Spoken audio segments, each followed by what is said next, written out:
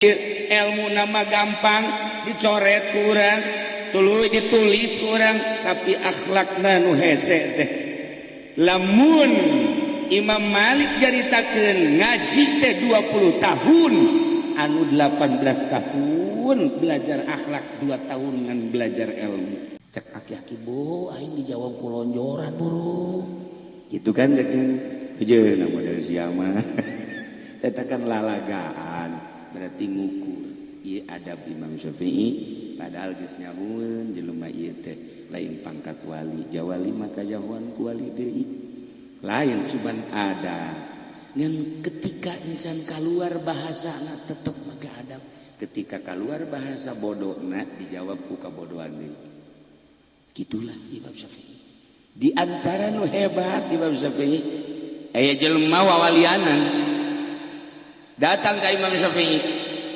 cik manianana segala rupa ke Syafi'i kumaha hate sanajan urang hebat kan gak hate teh hebat tentu bae hate segala rupa ge tuh sanajan urang make jubah ai hate teu beres teu beres sanajan urang teu dahar ai hate teu beres teu beres bae urang kadeuluna hebat ibadahna ai hate teu beres bae kumaha hate bae istimewa pokona mah hate cek Imam Syafi'i teh kan urusan zahir mah zahir urusan hate mah hate cek nya beda tuh ari urusan hate mah urusan batin ari urusan fikih mah urusan zahir teu bisa tetep cek nya kumaha hate jelema mah Syafi'i kuharan Imam Syafi'i geus teu naon ieu mah lain jawaban cek keneh mah kudu dipraktekeun cek Imam Syafi'i kabeneran teutingna aya undangan ngariung diajak ngariung jalanna eta batu manggung kabeneran Imam Syafi'i mah make sendal anu biasa di Timur Tengah teh ya aya talian nu nyana kabeneran sendalna rusak sabelah jadi berangkatlah dilewatan kan loba batuan teh nyana kikituan aduh Syafi'i kumaha ieu ye tuh kumaha hate bae cenah ulah hese jelema mah kumaha hate cak dana ieu mah lain hate ieu mah nyeri atuh rasakeun ku sia batak ge urusan zahir jawabna kudu ku zahir ulah ku hate waduh cek Imam Syafi'i ieu mah bisa dijawab lamun lain kudu dipraktekeun kitulah wali Allah Subhanahu wa taala ngajawab ka para muridna ka para penanyana aya nu dijawab langsung ku bahasa aya anu dipraktekeun rasakeun Gus ya leg-leg hate cek anu geus teu kuat hatena bae nu bersih cek itu hate bersih ge cenah mah rusak gampang kaji asal hate aduh teu kuat cek tuh urusan aurat tuh bisa dijawab ku hate urusan aurat mah aurat bae deuk datang ka mana lantaran kuari aya bahasa kieu loh sanajan di jilbab ge aya hatena teu beres mending urang teu make jilbab tapi hatena beres salah jawaban zahir mah zahir atuh hate mah hate loh sanajan kiai ge aya hatena teu beres bae yo sanajan aing mah kos ge make celana pendek hatena bae bersih atuh lain deui kapten ikatan kesebelasan ini tapi teu pernah seri eleh bae iya jelemana gitulah para jamaah kaum muslimin wal muslimat rahimakumullah nuku urang dicaritakeun jelema-jelema kayis jelema-jelema nu pinter anu urang teh nuturkeun aranjeunna terlalu jauh ka madzhabul arba'ah maka guru urang bae ieu urang nuturkeun almarhum almaghfurlah Abah Haji Rafi'i akhlakna nu hese ilmuna mah gampang urang disadap urang nuturkeun almarhum almaghfurlah Abah Haji Yusuf di dieu ilmuna mah gampang dicoret ku urang tuluy ditulis ku urang tapi akhlakna nu hese teh lamun Imam Malik jaritakeun ngaji teh 20 tahun anu 18 tahun belajar akhlak 2 tahun ngan belajar ilmu 2 tahun belajar ilmu geus kasadap kabeh tapi akhlak 18 tahun sakitu hese Imam Syafi'i nyaritakeun 12 tahun 10 tahun pake ngaji akhlak teu kapanggih-panggih ilmu bababari diaji ditalar tapi ketika ngaji adab jeung akhlak ieulah nu hese nu katingali ku kula guru kula di antarana aang baden di Picung hese jasa akhlak eta hese ilmu nama aja bababari atuh lamun ngaji bada magrib minajul abidin terus buka kita nyiwak heula nyiwak rapi sila sakumaha baca Quran bismillah dibaca sajam titaun maca bismillah ka maca sabar ke dilugota utawi jeung iku dalam beres kakara diharti sabar sajam eta nu hesena adab jeung akhlak udang geus anggerna setengah 4 burutak di imah terus mawa lampu cempor make jas aduh hideung anu geus label terus kamu sholat kukula sok dituturkeun datang ka ayeuna hese neangan sosok nu model kos kitu istiqomah di samping guru-guru anu lain ilmu nama babah lamun si ieu bapak wallahu a'lam boro-boro urang anakna ge jan pugu maca hadiah kanyana jarada kanyerian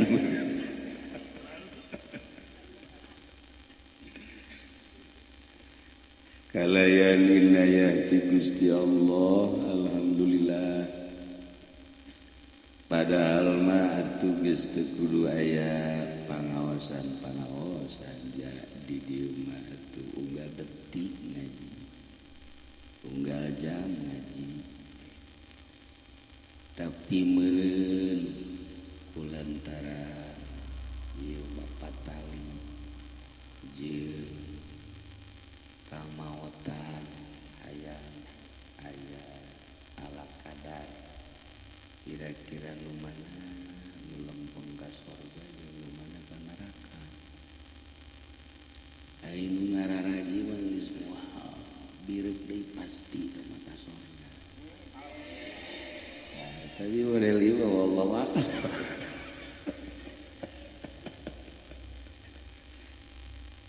di dieu make sorban jas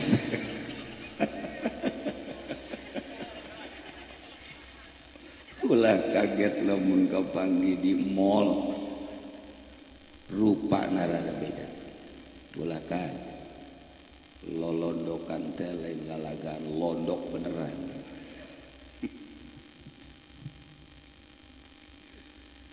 para jamaah kaum muslimin wal muslimat rahimakumullah tekarasa 100 poin di awal nyalakeun nguburkeun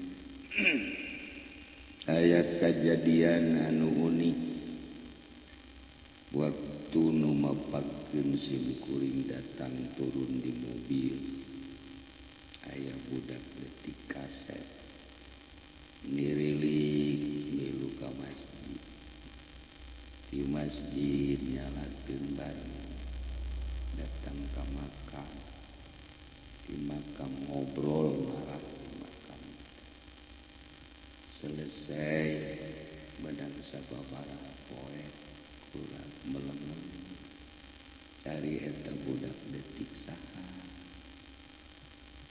jadi caringin mah ilmu kasep gitu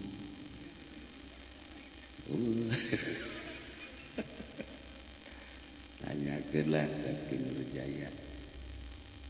Nurjaya teh budak leutik saha di sudah teu bawaan Cilomo oh geus lain alam berarti nanya deui ka Ki Haji Hamid neuleuh nama tapi teu memperhatikan si Ki Haji Hamid nanya deui ka Ki Wahab teu neuleuh deui anak teh sekolah ieu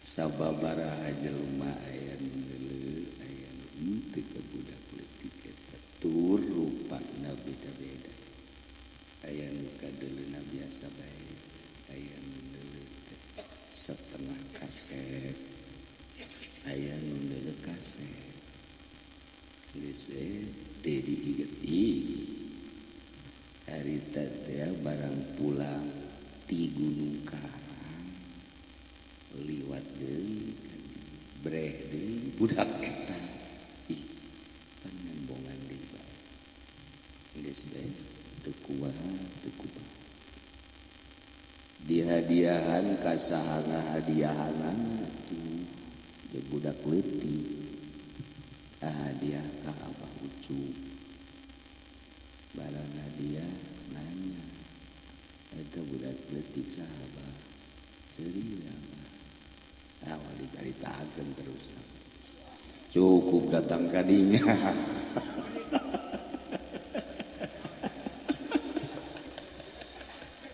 geus datang ka dinya bae obrolan ka ditu mah teu meunang atuh tama atuh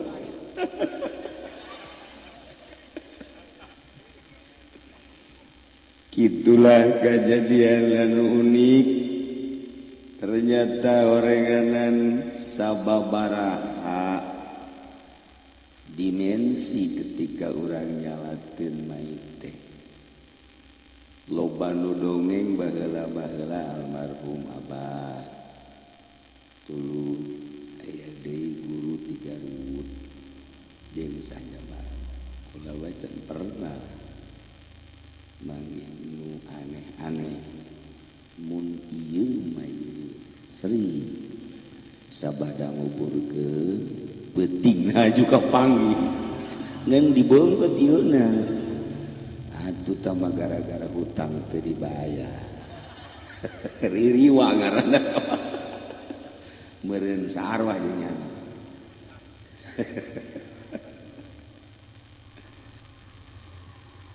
para jamaah kaum muslimin wal muslimat rahimakumullah lamun urang ningali di alam dunia ayeuna masyaallah nu pinter teh sabeuh teh kuloba-loban anu jadi profesor anu jadi doktor anu jadi cendekiawan wah macem-macem disandang kumanehanana dengan predikat anu macem-macem dibere prestasi anu henteu kira-kira di samping sandangan-sandangan dokteran des doktor profesor oge aya nu jadi menteri geus puguh presiden aya nu jadi gubernur jadi DPR beladieuna jadi bupati eta teh palinter jadi ieu mah dipaksakeun moal bisa jadi RT acan ja ijazahna geus bae ku beurit teu pinter masalahna tu palinter pohar angkat topi urang ka jelema pinter teh bisa ngelola segala rupa negara teu kira-kira pinter teh deui baik di dalam negeri di luar negeri kapinteran teh sangat menonjol terbukti dina pengelolaan nu aya di Indonesia bae heula ulah di luar negeri geus teu kajaga ku urang kapinteran teh dibandingkeun jeung urang nu nyantri asana leuk neuleuk kapinteran batur aju sakolana ge pan di Australia di Amerika di Jerman kamari aya nu bebeja di duaan deuk sakola ka Jerman aya deui nu bebeja urang Bandung nu hiji ka kanan deuk ka Amerika nu hiji ka Jerman batur mah sarakola teh geus puguh Kamis Roma loba jasa Kamis di jero loba ambalaya geus pokona nu ka Mekah nu ka Madinah nu ka Yaman balikna palinter dibandingkeun jeung urang anu sapopoe teh ngan sakadar ngaji teh sakadaya kurang guru nongkrong aya urang daek ngaji aya urang teu matu guru-guru urang-urang nyayongkeun guru lolos tabehan ku sia tongkrong urang geus kitu ngaji ieu mah karasa kukula gitu maksudna bae aya ente mah leuwih ti kula urang mah geus kitu teu kacaritakeun urang mah pinter teh deui batur mah ketika baralik sakola di luar negeri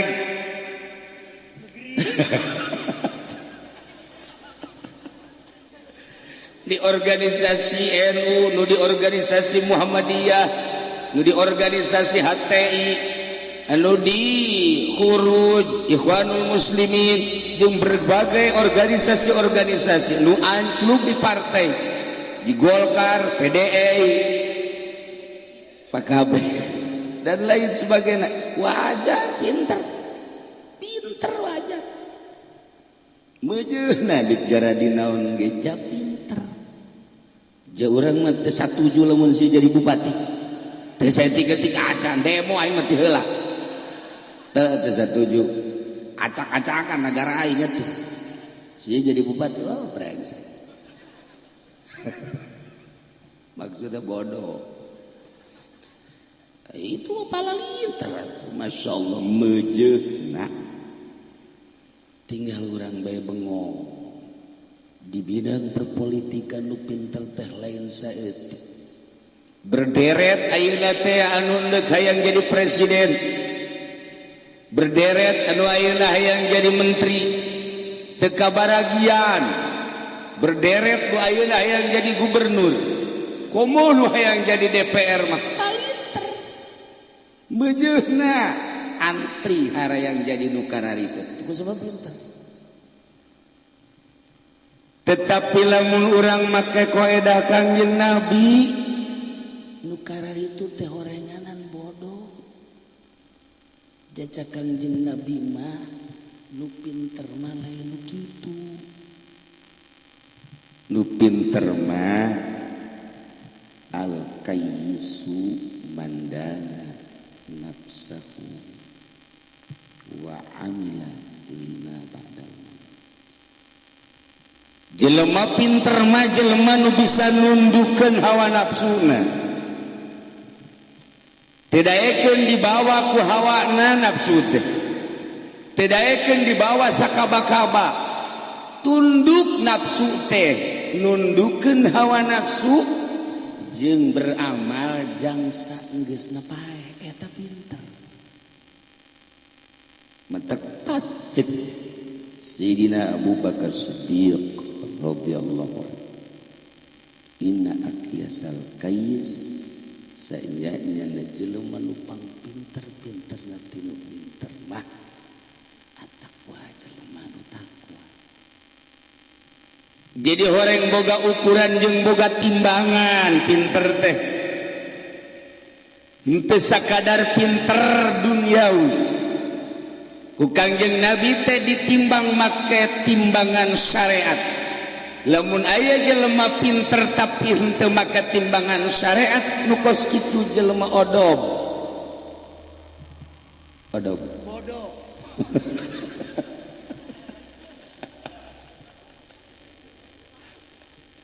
menangnya jadi presiden tapi teu pake timbangan syariat pinter teh cak nafsuna masyarakat halayak rame nyaritakeun pinter tapi cak Kangjeng Nabi lamun nyana ngajujurung nafsuna presiden tinggal presiden odob ke presiden menteri tinggal menteri boleh jadah jadi gubernur boleh jadah jadi bupati boleh jadah jadi DPR tapi teu make timbangan syariat odob bodoh lamun nu bodoh ajiz ngaranna ajiz lain aziz ajiz jelema anu bodoh nu lemah man atsba nafsahu hawa wa tamanna lillah jelema nu nuturkeun hawa nafsu. Sanggeus nuturkeun hawa nafsu nyana bersandar ngarep-ngarep ka sorga ka Allah. Tolong teh goblok. Jelema jadi presiden teu akur teu jeung syariat haju hayang ka sorga. Odok jelema jadi menteri aju yana korupsi teh tanda nutur hawa nafsu aju ngarep-ngarep ka sorga boloon. Jelema aing mah nuduhkeun ka dieu boloon lain ka menteri. Jadi dua dimensi ya.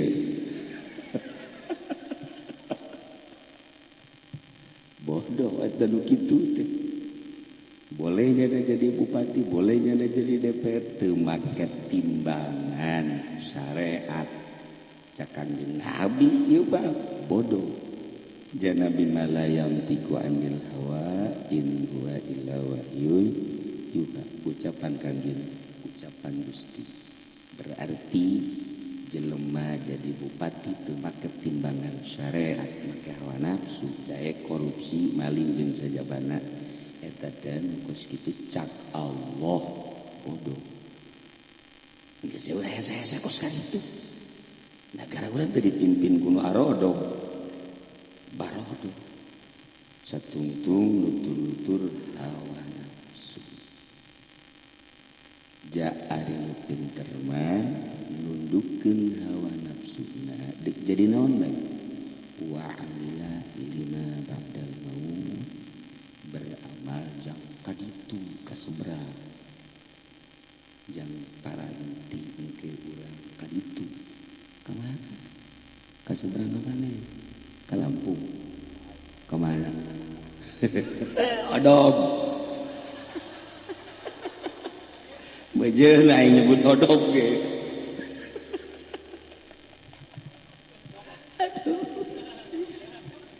odog. Itulah maksudnya supaya sadar. Oh, kos kitu korek. Atulah pun diparingkeun ku nu barorodo, urang nutur-nutur nu bodoh. Kiai nutur-nutur nu bodoh, atuh sarua odogna. Nu bantak ayeuna ku kucuprakan kiai hayu jeung DPR, kiai odog. Manya kiai nutur-nutur nu bodoh, nya mah keur ngumbar nafsuna. Tair batak geus gade kudu boga timbangan jeung ukuran syariat sebab urang bakal kaditu kawan kaditu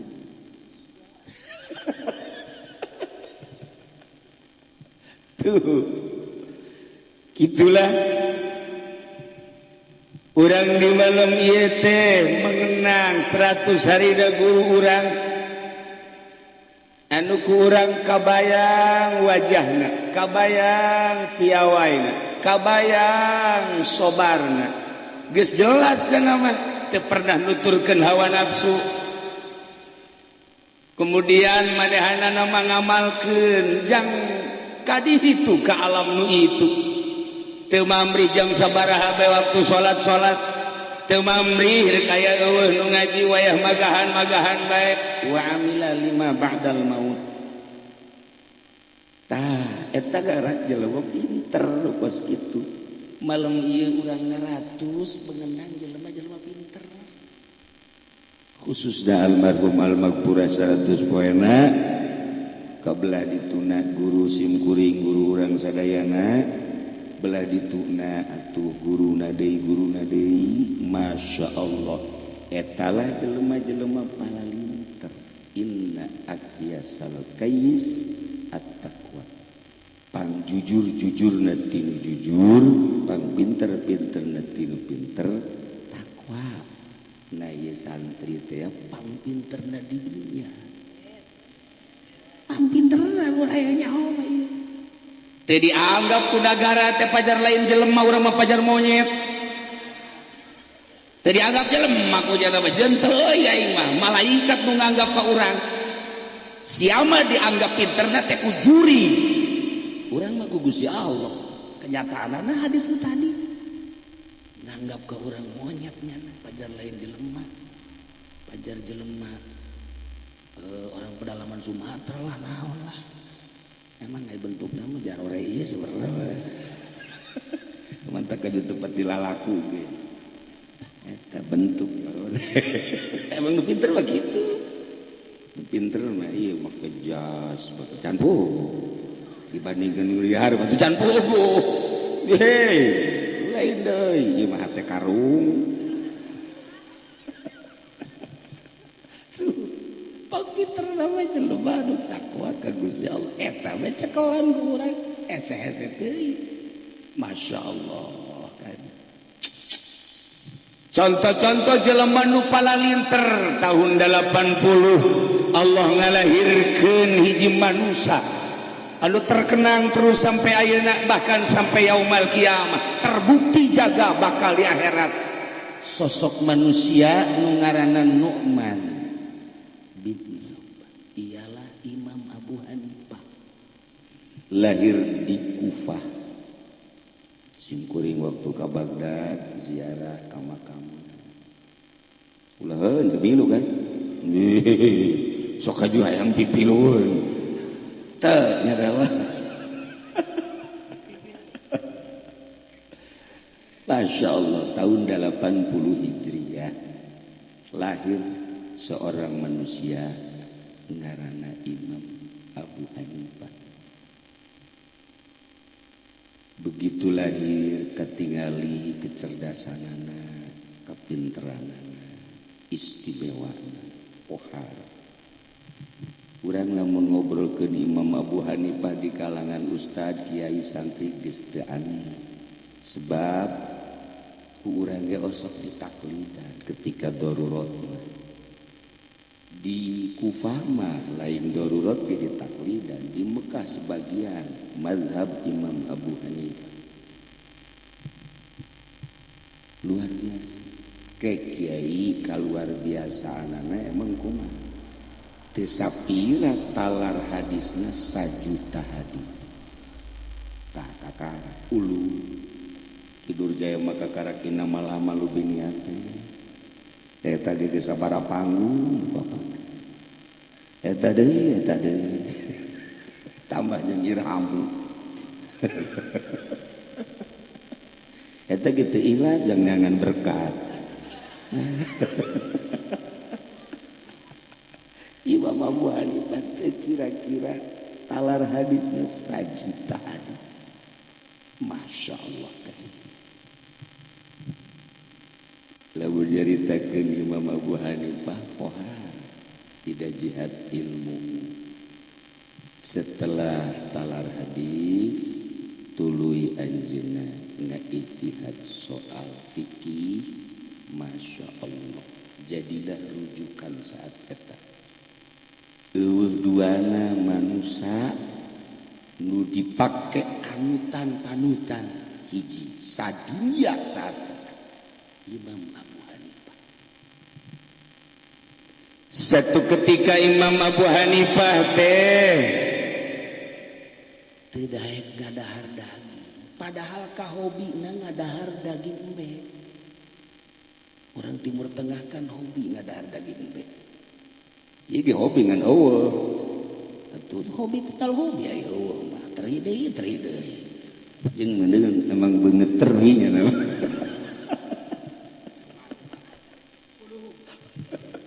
Main kulum mah ini sorangan wae aturan.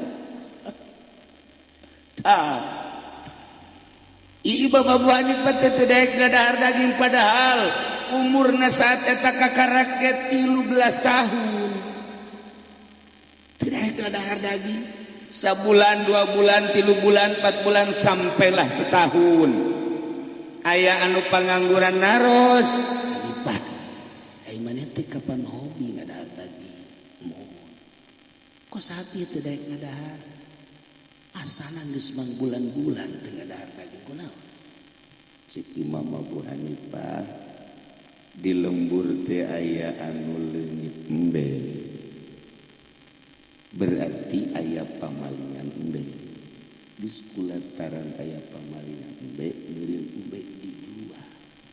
namun dijual dagingnya kan dijual kula anti ngadar daging hasil maling geus kula ayeuna mit heula moal ngadahar bisi daging di dahar ku kula teh daging eta satahun ngadahar daging atupan ieu mah terus bae geus jaho ge ieu nang maling heuh daging mah daging bae itu geus bae terus leg-leg bae.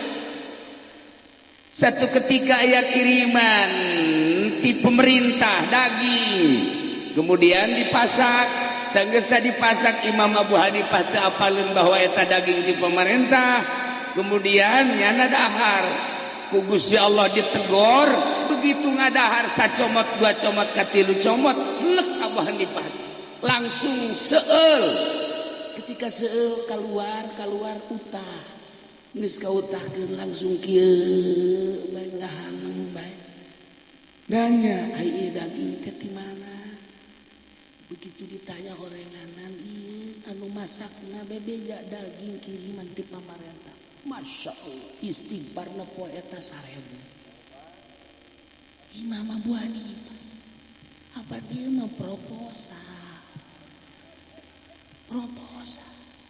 ti dibere BHS ku bupati teh marah sarua jeung si eta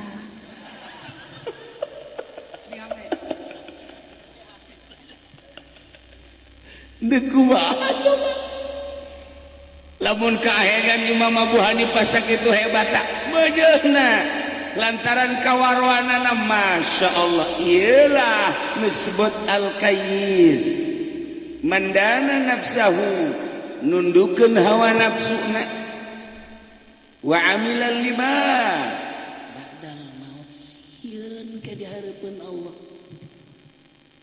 lamun ke didahar ieu daging kumaha lamun daging hasil menang maling kumaha lamun didahar ieu daging ternyata daging pemerintah eta teh pemerintah baheula geus teu kacaritakeun pemerintah ieu kapan di Cisokang mah ngabaris ke pendopo ngabaris kasihan iyalah kais bersinar di lumut kuaro masyaallah dari ieu sosok Imam Abu Hanifah teu kacaritakeun ti awalna panjang mun dicaritakeun ieu mah dicaritakeun warona poha Imam Abu Hanifah tapi tetep aya lalagaan Imam Abu Hanifah aya lalagaanna kabeh ahli Allah masuk lalagaan ditaros Imam Abu Hanifah Syekh lamun urang ki'i kemudian di lapangan nah hareupeuna ka mana tuh Imam Abu Hanifah geus malu batu ulah ngahareupan Baitullah oh kartos kumaha lamun aya pipinding bahasa ieu naon hahalang bodoh pipinding mah teh nyaho ieu budak hahalang bahasa Garut Bandung pipinding ngaranna mun aya hahalang aya hahalang mah kamana lagi menang tetep utama nama ulah ceuk Imam Abu Hanifah kumaha lamun urang di jero cai menuju urang silem teh mun kieu di jero cai menuju urang wudu di jero cai ngahareupna ka mana lalagaan tetep lah urang pikiran kos gitu mendingan ngahareup ka pakaian bae cenah jakena besi anu mawak eta kan lalagaan ngaran bari ditinggalkeun ku Imam Abu Hanifah kitu bae ditanyakeun ka hayang jadi lamun silem mah diempang dikali geus ulah nyaritakeun ngahareup ka mana deuleu baju bae besi aya anu eta kan lalagaan ngaranna geus ngahareup ka baju ceuk Imam Abu Hanifah tuh aya lalagaan sarua bae masyaallah etalah sosok Imam Abu Hanifah kaistimewaanna deui ketika Imam Abu Hanifah mantes pangaosan mapa di jalan aya jelema embung kapangi nyipres ka sisi. Masya Allah. Aya naon cik Imam Abu Hanifah kok jelema teu daek manggihan. Apakah ibu salah? Apakah terlalu isin atau memang manehanana bendu ka aing di pikiran punya. Liwat neuleuh Aya keur nyelepet. Gerakeun ka dieu ka dieu. Ai maneh kunaon ieu mani nyilip nyisi embung kapanggih embung paamprok kunaon. Punten Imam. Abdi teh pan gaduh hutang.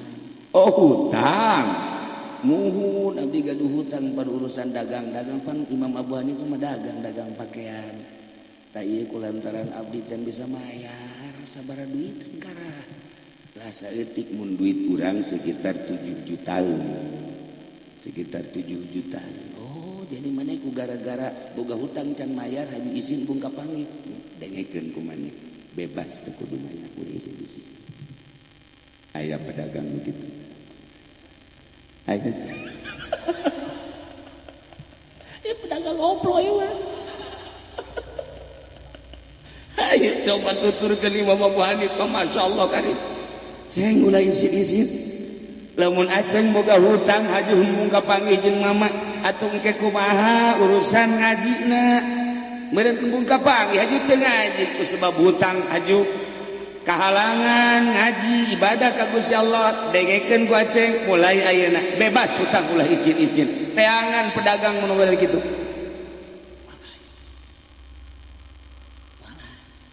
Eta kakaraki. Aya deui Imam Abu Hanifah teh barang beli ka hiji awewe samping begitu beli sabaraha hargana. Oh ieu teh cenah 2 dirham. Cek Imam Abu Hanifah ulah 2 dinar uang emas.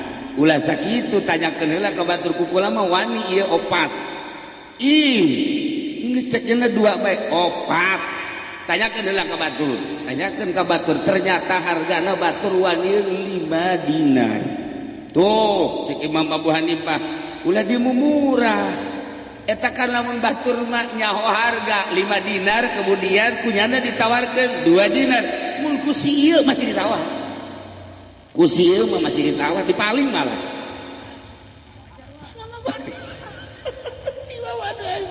Abu Hanifah malah dibejakeun ulah kitu cek Imam Abu Hanifah kula untung ke didinya ngarumas.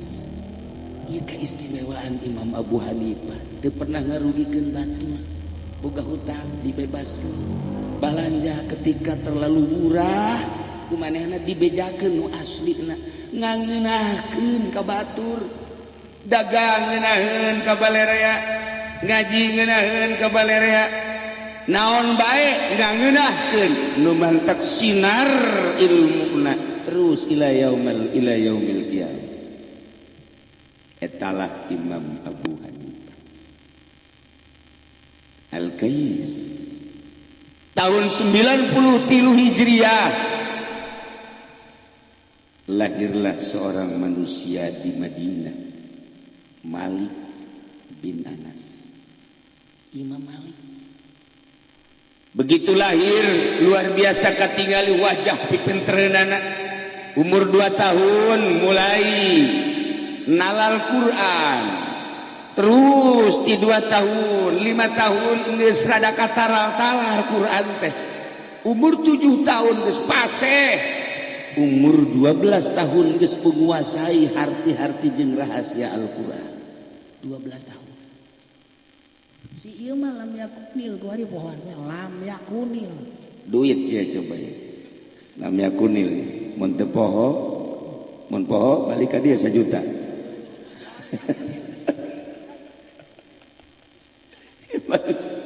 Imam Malik Masya Allah karim. Umur 16 tahun geus bisa ngahimpun hadis. Jadilah muwatta 17 tahun geus jadi mufti di Madinah. Ketenaran Imam Malik luar biasa. Ya Allah ya Rabbi. Jumlah nu katalar di luar kepala 1 juta hadis. Lamun ejeng anu sajen-sejena 1.500.000 gila Imam Malik Muwatta. Ketika Imam Syafi'i lahir tahun 150 pas kematian Imam Abu Hanifah. Imam Syafi'i Muhammad bin Idris Al-Quraisy sami dengan Imam Idris bapakna nyabak ke Syria Syam, maka pindahlah ke Gaza. Di Gaza Palestina lahirlah Imam Syafi'i. Menang setahun tidinya dibawa ke Mekah, tumbuh di Mekah Imam Syafi'i. Sanggeusna Imam Syafi'i gede 7 tahun talar Quran dengan fasih. Umur 8, 9, 10 tahun hayang masantren ke Imam Malik ke Madinah. Imam Malik geus ngadenge bahwa bakal boga murid dengan Syafi'i.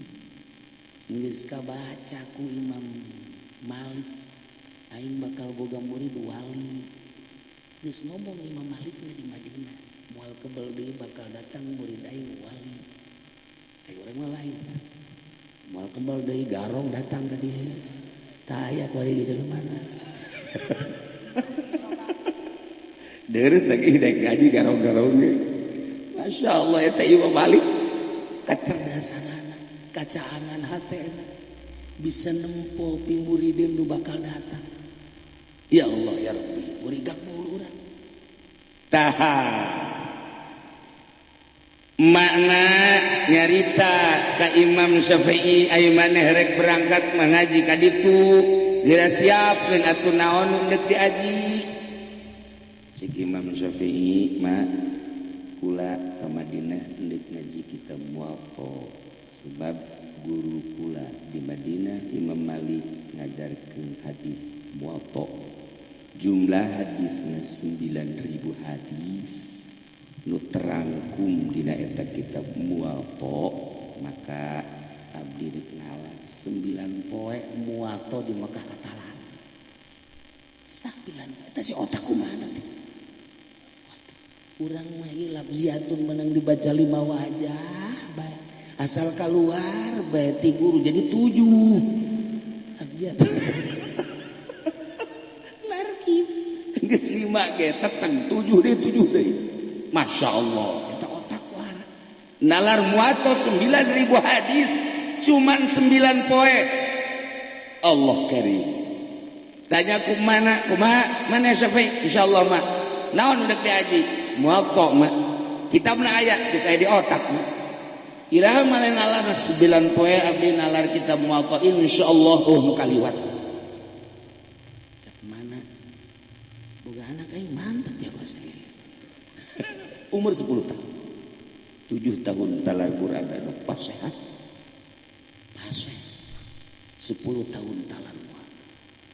Begitu berangkat ke Madinah Imam Syafi'i datang ke Madinah geus dipapag ku Imam Malik dibejakeun ka murid nu lain. Murid nu wali teh ieu lain ieu. Salah aing. Atuh kunaon ka dieu? Mesti kajadian. Ya Allah ya Rabbi, Gusti Allah. Eta otak lamun ku urang. Ditafakuran ya karim Masya Allah. Luar biasa amat makhluk Allah.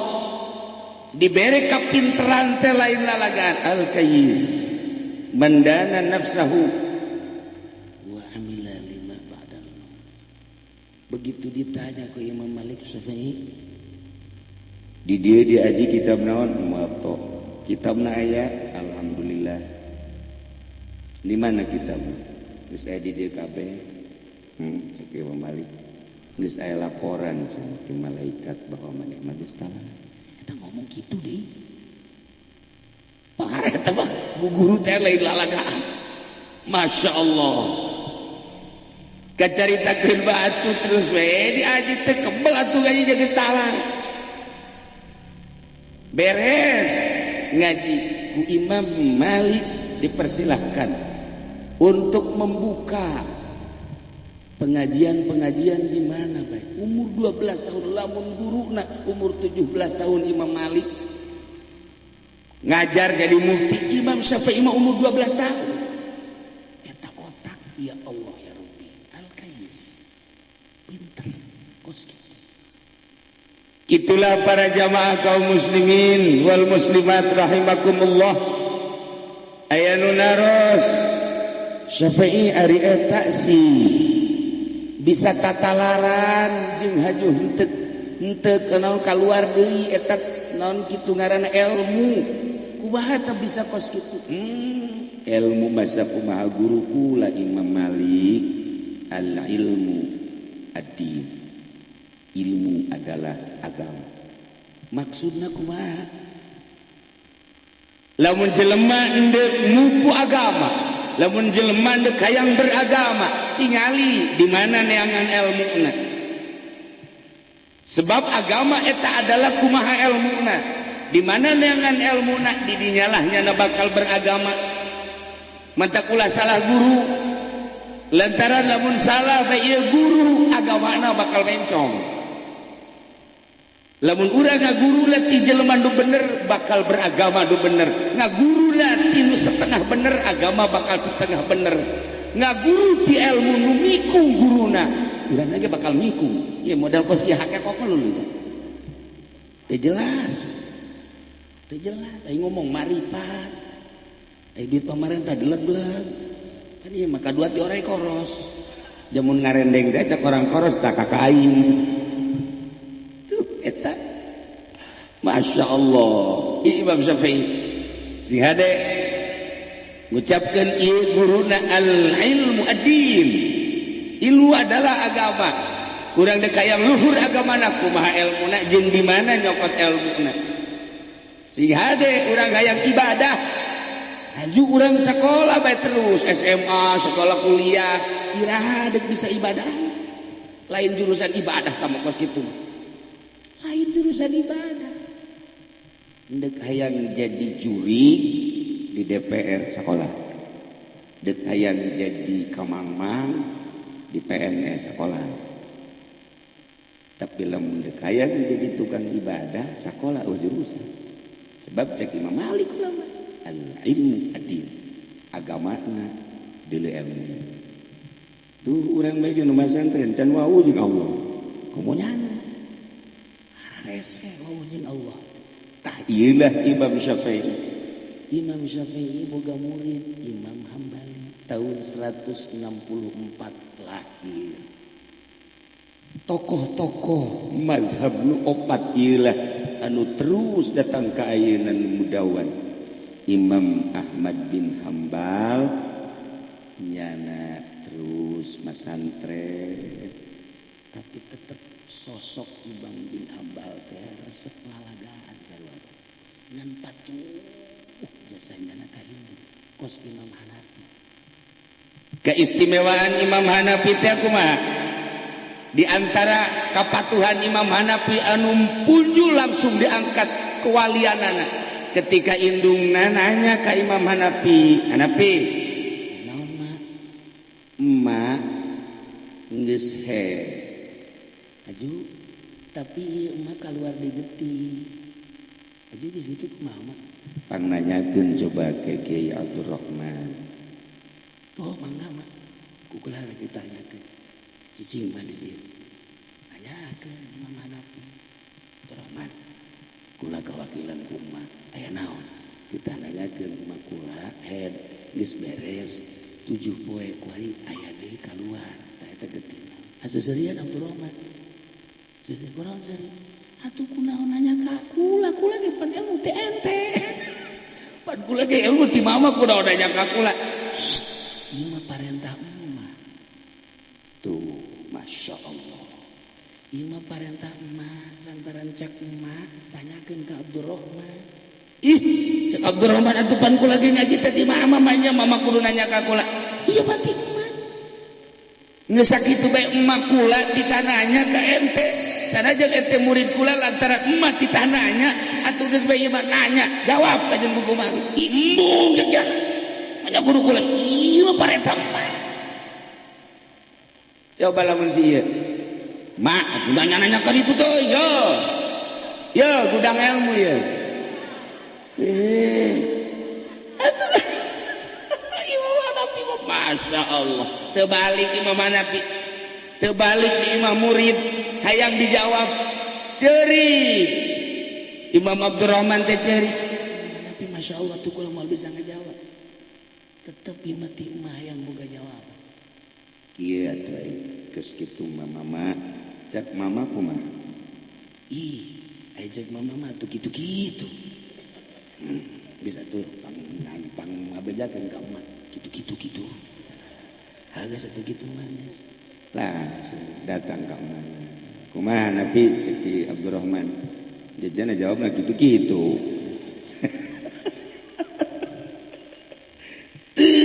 Leuwih teu kurang. Tetep bae kitu bae, Masya Allah. Mana najakeun Hanafi ieu mah supaya jelas. Kumaha eta? Geus di dituna sakitu mah. Kula geus tanyakeun sakumaha parentah emak. Ti harita diangkat kawaliana ku Gusti Allah jadi kutub. Ku tawadu ilmu geus dibikeun ka murid tapi mana ditanyakeun ka murid daekeun Imam Hanafi. Sakitu sajuta hadis katalan. Ditananya ka murid dae. Coba sih. Cadu aing kudu nanya ka murid. Teh heula aing. Batul muin di bulu bitis, alpias di kumis. Jamul jawabnya mah bulu irung. Tahun deui aing. Kuari seperti karar itu Masya Allah Imam Abu Hanifah ronjak ditaikeun kewalian ku Gusti Allah ku tawadu daek nanya ieu teh ya lantaran nurut ka induk Al-Kais ditanya kunaon bisa jadi kos gitu sih. Cek Imam Abu Hanifah ilmu teh ulah dianggap sepele, kadang aya di kula di batur, kadang aya di batur di kula. Ku ayana sakitu kula menghargai keperintah emak. Meureun nu mantak kitu ge lain semata-mata nita asli nama emak teh eta teh kan ti Gusti Allah. Kos kitulah ahli-ahli Allah. Nu mantak cek Imam Hanifah lain lalagaan ilmu teh berat mawa ilmu teh. Ai kaberatanana lain sakadar dibaca, lain sakadar disurah, tapi berat teh engke di hareupeun Allah bakal ditanya. Maneh dibere ilmu datang ka mana ku aing kanyaho maneh geus di ka mana diamalkeunana eta nu kula di pikiran saking Imam Muhammad. Urang mah pan teu mikiran engke kuari bae. Sandanganana DRS, doktor, profesor dan lain sebagainya diamalkeun mah henteu. Dibuka kope anak botak sakumaha bol monyet. Hebat tapi diamalkeun mah henteu. Dek nanaonan. Tapi lagi Bapak Abu Hanifah. Masya Allah. Gitulah Imam Ahmad bin Hanbal nurutna kanu jadi guru. Kemudian Imam bin Hanbal teh ku bener-bener manehanana nalar Al-Quran, nalar hadis, jeung nalar bahasa-bahasa ti pujangga-pujangga. Imam Ahmad bin Hanbal teh datang ke umur 40 tahun teu kawin. Ketika ditanya ku indungna dititah kawin, cik Imam Ahmad bin Hanbal mah asana neuleuh awewe teh sarua bae jeung neuleuh tatangkala. Kan bisa begitu, bener teu normal, lain teu normal mah. Dina harti eueuh karesep, lamun geus inget ka Gusti Allah neuleuh awewe teh ya sapira mah. Kos kitulah. Pan urang mah ngaji ka karak watu tanawaung yang geus susuratan. Watu tanawaung. Ya Allah ya Rabbi komo aya daun geus gahara rampah biasa. Ulah-ulah budak mah ieu ge aneh ya. Masya Allah. Atuh kan teu pantes kolot kieu boga HP eta. Ya Allah ya Rabbi. Memes ya HP udang es HP lempang HP. Teman setia engkau adalah HP. Mudah-mudahan engkau terbawa ke kuburannya HP. Sebelum aku mati malaikat munkar nakir akan ku HP dulu. Malaikat munkar dipodem aja ku aing. Iya jelema nu belon teh kos ieu. Teu garagap diri di sekolah masih kan. Quran gak dipencet nuluhur handap mah susu salah mencet bahaya kos itulah ialah al-kais sosok-sosok manusia pinter anu bisa nundukeun hawa nafsuna tertanda bisa nundukeun hawa nafsuna Quran ditalar hadis ditalar berbagai-bagai ilmu ditalar sageusna ditalar teu pernah kaluar deui masyaallah kulantaran horeganan al ilmu nurun ilmu teh cahaya cik Imam Syafi'i ketika nyarita ka Imam Waqi ngajawab wa nurullah la yuhda li 'asy cahaya Allah moal dibikeun ka jelema nu sok main HP moal bisa caang hatena Imam Syafi'i urang lamun ka Mesir aya makom Imam Syafi'i memehna makom Imam Waqi buru tuh di Mesir mawatna lamun Imam Ahmad bin Hambal mah di Baghdad Imam Hanafi di Kufah Imam Malik di Madinah ialah sosok-sosok manusia anu pinter nuku urang kuari dijadikeun mazhab wajeun kuku bahagia moal kaluar ti dieu jauh teuing urang lamun numpo ka para mazhabul arba'ah belah dieu bae nuku urang sok disebut-sebut guru-guru urang lamun guru urang di dieu Abah Haji Yusuf Kataji kacipta ku urang katawaduan almarhum almaghfurah sami Kiai Haji Rafi'i ilmu teh kaciri itu kaciri teh tawadhu tara nyerikeun ilmu sakumaha Imam Malik di papatahan ku guruna sanggeusna talar sejuta hadis dijieun kitab Muwatta salah satu guruna awewe Ibu Hurmuz di antarana deui guru-guru nu lainna meujeuhna ilmu anjeun teh Malik tapi hiji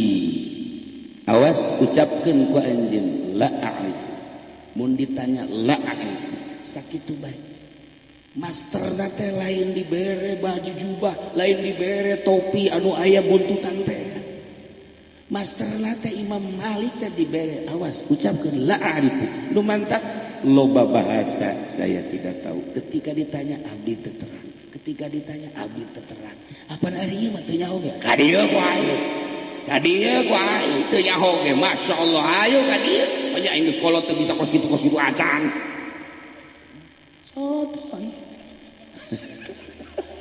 ya nyahoan ya Allah ya Rabbi kisitulah ahli-ahli Allah di antarana Imam Syafi'i deui ketika Imam Syafi'i kadatangan tamu make udeng-udeng make jubah mawa tasbih kocrek kan anu asli mah teu di luar-luar ke tasbih ayo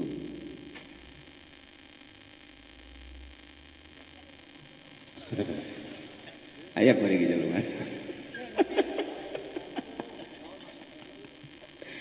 Imam Syafi'i warawati jelema beureun ahli Allah di hari Imam Syafi'i mah Imam Syafi'i kan sila kieu makanya Imam Syafi'i kan gaduh panyawat ambeun sila ku ngahormat-hormatna eta ka aki-aki besi pinter jasa jeung besi wali geus pegel suku ditahan ya kieu deui mantap beupuara jadi orang sampai ya sajam deui biasa naring sampai suku ya sepegal jasa sakene ai praknanya ka Imam Syafi'i hari qobliyah zuhur sing sabaraha rakaat berarti bodoh pertanyaan geus lah cek Imam Syafi'i kayak kula ngalonjorkeun suku heula sakeun aduh tuh eta kan lalagaan ngaranna kula nu mantak nahan geus sugan teh sia pinter gara-gara bodoh dilonjor ke deula kieu nya bodoh berarti tadi aing teh kudu heuras ieu suku eta bahasa lalagaanana tetep kiai ahli Allah teh sok lalagaan teh kurang lamun jeung Abah Ucu emang teu lalagaan masyaallah kula mah geus datagak wali teu kapopoho ahli Allah mah pasti pake lalagaan mah kukula sok ditakolan we sebab naon eta emang mah takoleun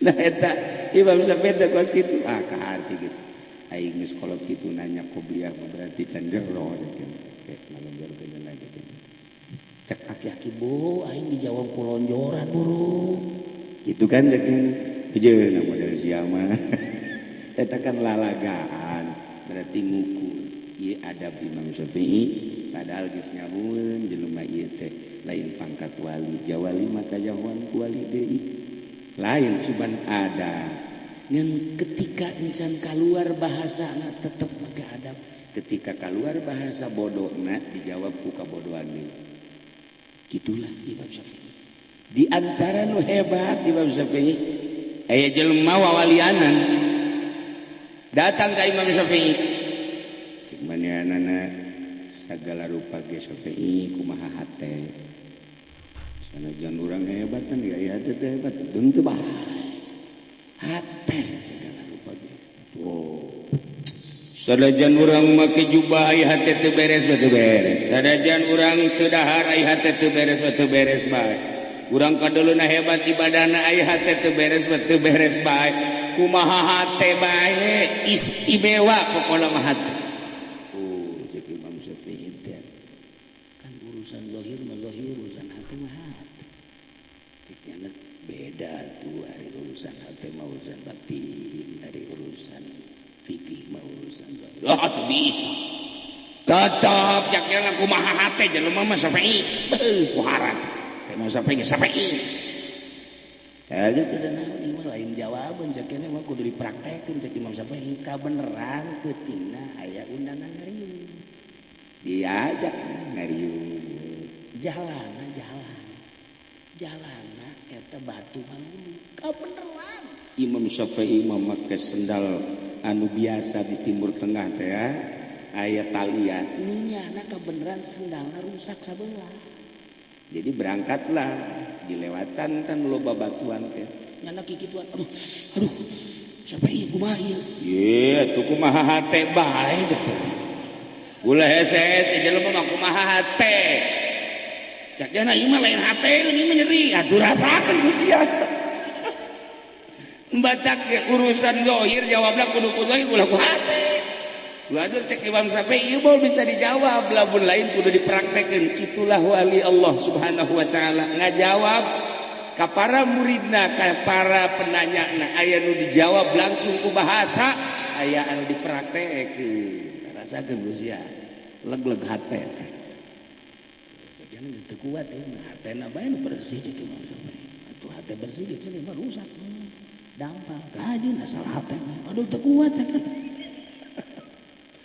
tuh urusan aurat teu bisa dijawab ku hate urusan aurat mah aurat bae deuk datang ka mana lantaran kuari aya bahasa kieu loh sanajan di jilbab ge aya hatena teu beres mending urang teu make jilbab tapi hatena beres salah jawaban zahir mah zahir atuh hate mah hate loh sanajan kiai ge aya hatena teu beres bae ieu sanajan aing mah kos ge make celana pendek hatena bae bersih atuh lain deui kapen ikatan kesebelasan nih tapi teu pernah sering eleh bae iya jelemana gitulah para jamaah kaum muslimin wal muslimat rahimakumullah nuku urang dicaritakeun jelema-jelema kayis jelema-jelema nu pinter anu urang teh nuturkeun aranjeunna terlalu jauh ka madzhabul arba'ah maka guru urang bae ieu urang nuturkeun almarhum almaghfurlah Abah Haji Rafi'i akhlakna nu hese